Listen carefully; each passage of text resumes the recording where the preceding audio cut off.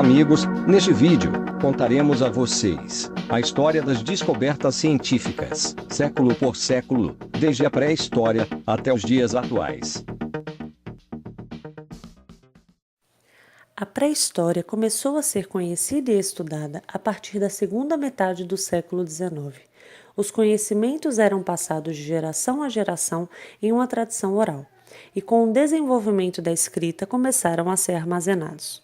Após a era glacial, os grupos sociais passaram a se estabelecer em um só lugar e viram que a demanda da comida era maior do que antes, desenvolvendo assim a prática agrícola. Eratóstenes faz o cálculo do tamanho da Terra e sua distância em relação ao Sol e à Lua, observando que, se o mundo é plano como uma mesa, então as sombras das varetas têm que ser iguais, e se isso não acontece é porque a Terra deve ser curva. Na década de 150 a.C., Seleuco de Seleucia atribuiu a ocorrência das marés tanto à Lua como ao movimento giratório da Terra, o que poderia ser interpretado como um movimento da Terra ao redor do centro de massa da Terra e da Lua. Já no século II, Ptolomeu produz um modelo geocêntrico do sistema solar e explica o movimento observado dos planetas do ponto de vista geocêntrico, ou seja, a Terra no centro do universo. É no século VIII que temos o começo da química e do método experimental, com destaque a descoberta dos ácidos clorídrico, sulfúrico, nítrico e etanóico. Descoberta de reações como a liquefação, purificação, oxidação, evaporação e sublimação também fizeram parte desta época.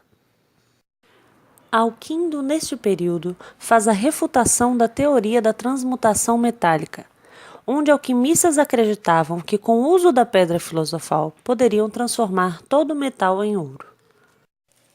Al-Razi escreveu mais de 180 livros e milhares de artigos científicos.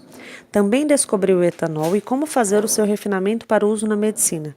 A ele também é atribuída a invenção do alambique e a primeira destilação do petróleo para a obtenção do querosene. No século XII, Al-Kazini descobriu a variação da gravidade da energia potencial gravitacional.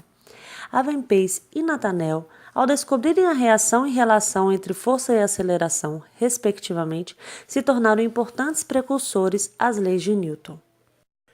No século XIII, William of St. Cloud fez o uso pioneiro da câmara escura para a observação de um eclipse solar. Também deste século, Theodoric of Freiberg deu a explicação correta de como ocorre o fenômeno do arco-íris. Em meados do século XIV, o teorema da velocidade média foi descoberto em Merton College, sendo esse considerado o maior êxito intelectual de um grupo de 4 acadêmicos denominados calculadores da Universidade de Oxford. No século XV, ele que foi considerado o pai da contabilidade moderna, Luca Pacioli foi um monge franciscano e célebre matemático italiano, que definiu a teoria contábil do débito e do crédito, conhecida como o famoso método das partidas dobradas. No século XVI, Nicolau Copérnico defendeu pela primeira vez a teoria do heliocentrismo.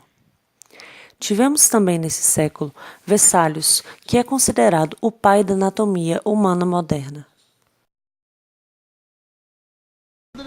Perguntar, porque a dúvida é uma coisa. Quando que vocês vão embora? Tá vendo? Não é assim que fala. Como porque então? assim, parece, não pareceu que a gente não gosta da presença de vocês? Então não tem nada a ver com isso. Até falo pra ela direto que, porra, Cabral é um irmão pra mim. Eu falo? Cabral é um irmão pra mim. Agora, o que eles querem é a previsão mesmo, grosseira, de quando você estaria pensando em tomar rumo mesmo, porque já cata. Tem uma previsão da partida? De quando... Fala assim. Eu vou falar como? Você não fala assim. É que é o seguinte, a mãe da Potira está vindo ficar com as crianças. Minha mãe também vem da tribo dela. É um negocinho que a gente faz todo ano, coisa simples, só a gente. Só a gente, Isso. exatamente, família. Galera que começou mesmo, sabe? É a primeira turma, tá invadindo a privacidade. Não é assim que tá invadindo a privacidade. Aqui tem um monte de espaço, dá pra todo mundo ficar junto, legal, bacana. Tem espaço, mas não tá vindo pra Índia? Eu Vai sei, pra Índia, segue eu o caminho. Tá, esse é um ponto que eu tenho que concordar, porque quando vocês chegaram aqui, vocês chegaram mais nesse conceito de ficar um pouquinho e tomar um banho, comer um negócio, lavar a roupa, um lanche e pum, continuar o passeio de vocês. Foi legal, foi importante, trouxe pra gente, por exemplo, o espelho, que eu achei muito legal. A gente enjoou na primeira semana porque a gente pensou que mudasse, mas não muda, fica aquela mesma imagem, aquela coisa.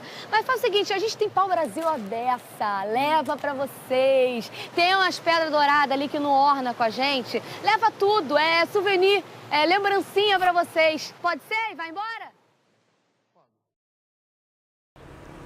No século XVII, Johannes Kepler definiu as duas primeiras leis do movimento planetário. E no ano de 1610, Galileu Galilei fez suas primeiras observações telescópicas. Em 1643, Evangelista Torricelli inventa o barômetro de mercúrio, que consiste no equipamento capaz de medir a pressão atmosférica. Em 1662, Robert Boyle definiu a lei de Boyle-Mariotti sobre a transformação isotérmica. Em 1669, Nicholas Steno propõe que os fósseis são restos orgânicos depositados em camadas de sedimentos, que hoje é a base da estratigrafia. No ano de 1675, Isaac Newton e Gottfried Leibniz protagonizaram a disputa mais célebre da história da ciência, que era determinar a prioridade no descobrimento do cálculo infinitesimal.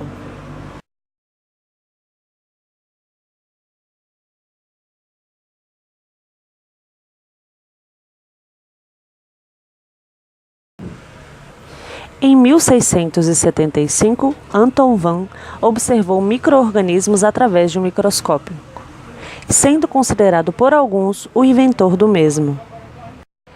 Em 1676, Olli Homer fez a primeira medição da velocidade da luz.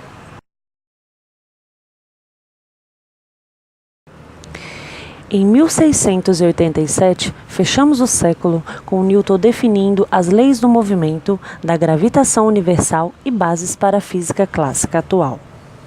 Do século XVIII, Joseph Black ficou conhecido pelo seu enunciado de calor latente.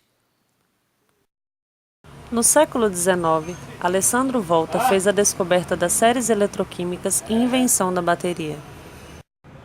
No século XX, no ano de 1900, Sigmund Freud faz a definição da psicanálise, que é uma teoria que pretende explicar o funcionamento da mente humana. Em 1905, Albert Einstein teoriza a respeito da relatividade restrita, produz a explicação do movimento browniano e de efeito fotoelétrico. No ano de 1912, Max von Laue descobriu a difração de raio-x. No ano de 1913, Henry Moseley fez a definição do número atômico. Niels Bohr, também nesse ano, definiu o modelo atômico que leva o seu nome. Em 1924, definiu-se a lei de Hubble-Hamelson. 3 anos após, Georges Lemaitre definiu a famosa teoria do Big Bang. Já no ano de 1943, Oswald Avery prova que o DNA é o material genético do cromossomo. 10 anos depois, Crick e Watson descobrem a estrutura helicoidal do DNA. Chegamos, enfim, ao século XXI, que corresponde aos nossos dias atuais. No ano de 2001, o primeiro rascunho do genoma humano é completado, onde foram identificadas todas as moléculas químicas que formam o DNA, e o mapeamento genético dos organismos deve revolucionar as explorações biológicas que serão feitas em seguida. Em 2010, cria-se a primeira célula bacterial sintética.